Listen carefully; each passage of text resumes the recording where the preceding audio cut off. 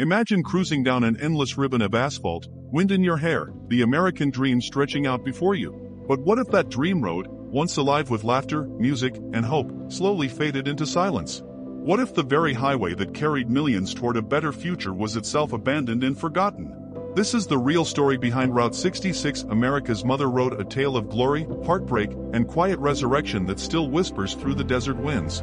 It all began in 1926.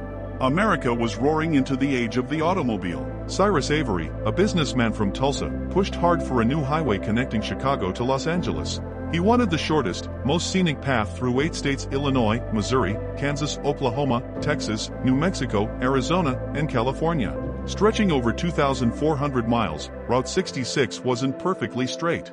It curved through small towns, rolling prairies, and rugged deserts. People called it the Main Street of America. John Steinbeck later named it the Mother Road in his novel The Grapes of Wrath, because during the Dust Bowl of the 1930s, thousands of desperate families loaded their battered cars and headed west on this very road, chasing hope in California. They sang songs, shared stories around campfires, and believed Route 66 would save them.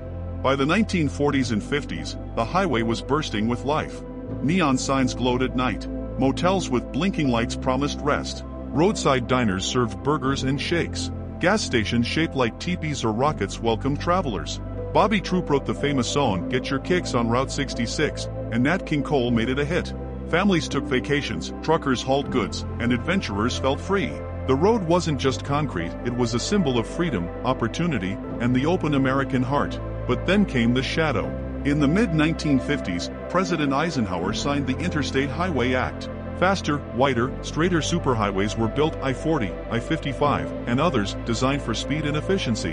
One by one, they bypassed the old Route 66. Towns that once thrived on passing traffic suddenly found themselves cut off. Imagine driving through a place like Seligman or Oatman in Arizona, where motels and cafes were packed with people. Then, almost overnight, the cars stopped coming. Businesses closed.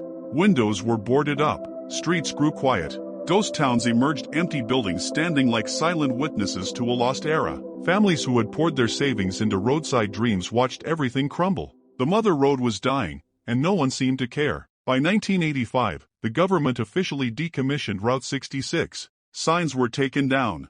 Maps erased it. For many, it felt like losing a piece of America's soul. The road that had carried Dust Bowl migrants, World War II soldiers, and post-war dreamers was now broken and overgrown in places. Travelers who once felt the thrill of discovery now sped past on cold, anonymous interstates. The laughter faded. The neon lights went dark. How could something so full of life simply disappear? Yet, even in the silence, a spark remained. In the late 1980s, a humble barber named Angel Delgadillo in Seligman, Arizona, refused to let the road die. He and others formed historic Route 66 associations. They fought to preserve the old alignments, restore motels, and bring back the signs. Slowly, nostalgia grew. People began seeking the romance of the past. Films like Disney's Cars reminded the world of that small-town magic. Today, parts of historic Route 66 draw new generations, motorcycle riders, families, and dreamers who want to feel what it was like when the journey mattered more than the destination. Route 66 teaches us that progress always comes with a price. It shows how easily vibrant communities can be left behind in the rush for speed. But it also proves that some stories refuse to fade. The road may no longer be on official maps, yet its spirit lives on in every cracked stretch of pavement,